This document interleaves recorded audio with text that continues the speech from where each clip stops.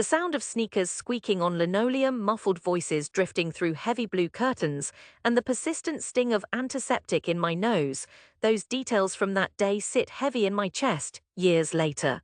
I remember every inch of the hospital corridor, dull tiles, scuffed grey baseboards, the cold steel of the payphone pressed to my temple. The argument echoed in the hollowed-out silence just before visiting hours closed. My mother's voice, open and raw with worry, and my uncle's, sharp with exasperation. "Stop with this nonsense, Natalie, seriously." My uncle threw up his hands, his scrubs wrinkled from a long shift. "You want to wear a silly hat and make cupcakes? You think that'll pay rent? Look around. This is what work looks like, not those TV shows you watch." Mom squeezed her purse straps like she might wring sense out of them. "You need to finish at Fordham," she said in a low voice. "Get a real degree, something steady. It's hard enough for—" "I know, Mom," I interrupted, pressing down hard on my anger. There were nurses behind me carting sheets as if I was just another stain they had to clean. "But I'm not good at law, you know I'm not." Mom's jaw tightened, her voice was quiet but edged with finality. "You have one chance. Don't throw it away on baking." She cringed even saying the word. I wanted to explain the sense of purpose that rose inside me every time I built a croquembouche in my tiny Bronx apartment, the deep pride after hours of testing butter-to-sugar ratios, or the flake of a perfectly executed millefeuille. But my words stuck. The hospital air was thick with everything unsaid. Uncle Joe gave a dismissive wave and stalked off toward the elevators. I stood silent, watching his blue-smocked figure disappear, wishing I could disappear faster. Mom avoided my eyes. I felt like I'd been picked clean, like a piece of chicken too long on the bone. That night I walked home beneath the icy November sky, my hands dug into my jacket pockets. My city hummed without me, subway tracks rattling overhead, the sidewalk crowded with strangers and headlights. I watched the steam rise from sewer grates and imagined the warmth of a kitchen, the scents of vanilla and almond, chocolate and lemon zest mixing in the air, and I held on to it. My father called 2 days later. "Your mother says you're thinking of dropping out." I sat in my tiny kitchen, dough under my fingernails, thinking of it, not decided yet. He sighed, his voice trailing off into static. "Your mother's worried. She's old school. Success is a straight line for people like her, for most of us."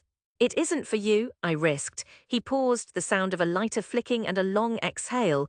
"It wasn't, but that doesn't mean you should do this the hard way. It's a rough city, Nat, too rough sometimes. Don't give them a reason to laugh at us." I said nothing. He hung up soon after. I sat in silence, the clock ticking louder with every minute, the last grey afternoon light slipping through cheap curtains. My heart pounded, in shame definitely, but also with something harder and sharper close to courage. I dropped out anyway. Nobody wanted to talk about it, except at family dinners, where every side comment skewered me like a pick through a cherry. My cousin, a computer engineer, recited his latest salary increase while I scrolled Instagram photos of tarts and galettes. Aunt Maria, always worst at pretending, would pat my hand and gush, "It's wonderful really that you have a hobby to keep you busy." I'd smile through mouthfuls of dry roast chicken. My circle shrank. Friends who'd loved my baked goods grew distant the moment making them wasn't for fun anymore. The city's sheer scale pressed in 10 million chances to fail, and I found almost everyone. I worked front of house at a bakery in the village, bruising, humbling work, hands stained with coffee grinds and bleach, scraping trays, hustling for tips. At night I'd go home reeking of burnt caramel and cut-up fruit. Every blister and burn on my fingers reminded me how outrageously unlikely my dream was. Still, I'd knead dough in the dark, memorizing the science, watching YouTube chefs from France and Seoul.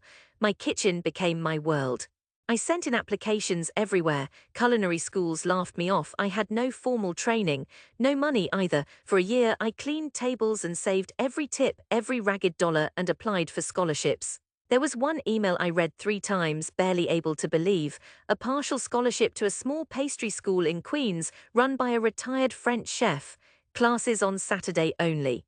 I nearly cried on the C-train to work, clutching the cracked screen to my chest. I called Mom. She was silent for almost a minute. "That's something," she said finally. Well, elation doesn't last. School was brutal. Everyone around me seemed sharper and richer, the kind of girls who traveled Europe at 16 and wore their hair in effortless knots. My hands shook as I piped chew for eclairs, the chef's French instructions washing over me in a wave I could barely paddle through. I burned the caramel, ruined a whole batch of lemon pate sucré. He'd walk by and mutter, non, non, non, troppe pies, and I'd want to sink through the tile and hide. Some Saturdays I'd walk the 2 miles home because I couldn't bear the cost of the subway, my chef's whites bundled beneath my arm. Once, I sat on a bench outside Bedford Nostrand, cold and hungry, almost ready to call it quits. I thought of my mother's voice, the disappointment, but beneath it something desperate, maybe even hopeful. Wasn't I supposed to want this more than comfort? Hadn't I asked for the sting? I worked, I failed and worked again. I learned to trust my hands, the texture of a proper sablé dough, the way butter melted into flour, the precise shade of golden that meant a tart shell was ready. I stopped comparing my path to theirs. My first real gig came from Clara, the class star. She called late one night. "Hey, my cousin's engagement party, 2 dozen macarons, I'm triple booked." I told her, "You're new but trustworthy." I spent 2 nights in my apartment, hands cramped from piping, fridge rattling as I cooled tray after tray. My recipe, almond, vanilla, lemon, produced crinkled, ugly things the first go. Bitter inside, nearly raw, I trashed the batch, considered giving up but tried again. Sugar and patience are not that different. My third batch, oddly enough, cracked right but gleamed smooth. I quit at 3 a.m. with the kitchen wrecked and my spirit strangely light. I dropped them off at a party in Astoria. As the door opened, a group of women in neat dresses sniffed suspiciously at my plastic box. The hostess bit in, closed her eyes and nodded. "Perfect, that's it." She pressed cash into my palm. For a moment I was lighter than air, self-employment was lean, I took any gig. Birthday cakes for office mates, petits fours at churches, a wedding croquembouche that nearly toppled in a Long Island garden. Every success seemed one step forward, 2 steps into the unknown. My family stopped asking what I did, as though silence could erase my choices. But at night, I drifted into sleep with sugar under my nails and a kind of private courage. I met Estelle by accident, the way chance and exhaustion sometimes conspire. She was the pastry chef at a little bistro on the Lower East Side, hugely respected, terrifying to meet. I saw her at Dean and DeLuca deliberating over Belgian chocolate. I recognized her from an article. She caught me staring. "You're in the business?" she asked, one eyebrow raised. I was straight from overnight baking, hair tied back, stained chef's whites, dark circles under my eyes. "Trying," I admitted. "What's the hardest dish you've failed?" I told her about the lemon tart I'd underbaked and the custard that never set.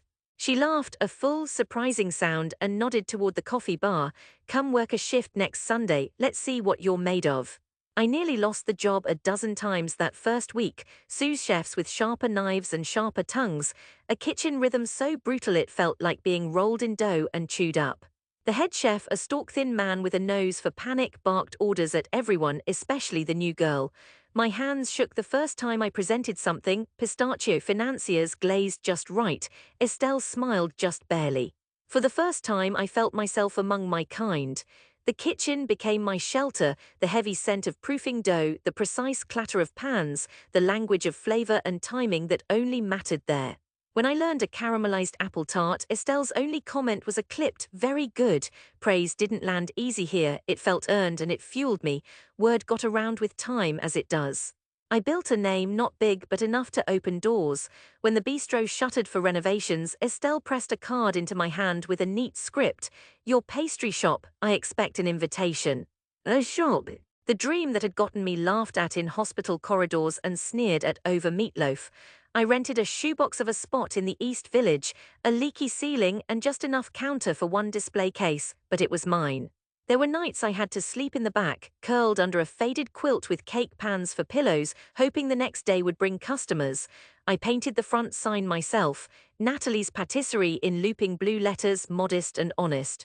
The opening weeks were slow, my only company the old man from next door who bought coffee and pestered me about Mets scores. But business grew, soon people lined up for canelés and seasonal tarts. A blogger found me. Reviews came in warm and curious, lines stretched down the block on Saturdays. On a cold March morning almost 7 years to the day from that hospital corridor, my phone buzzed, an unknown caller. I ignored it, busy boxing up pastries. It rang again, I slipped off my apron, checked the screen, my cousin Francesca. "Nat," she blurted, "they want you at the fundraiser, the family one, everyone's coming. Can you bring dessert?" Another pause, then in a smaller voice, "Uncle Joe's not well, they're trying to keep it quiet, but he'd like to see you."